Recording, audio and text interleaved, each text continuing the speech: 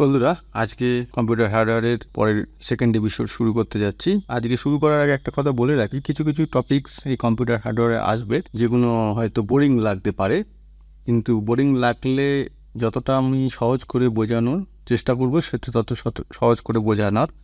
কিন্তু বোরিং লাগলে কিছু করার নেই, এগুলো জেনে রাখা, শিখে রাখা দরকার। না হলে কি হয়, শুধু হার্ডওয়্যার মানে পার্টস পাল্টানো বা কোনো কার্ড পাল্টানো, র্যাম পাল্টানো, হার্ড ডিস্ক পাল্টানো, ব্যাপারটা সেরকম নয়।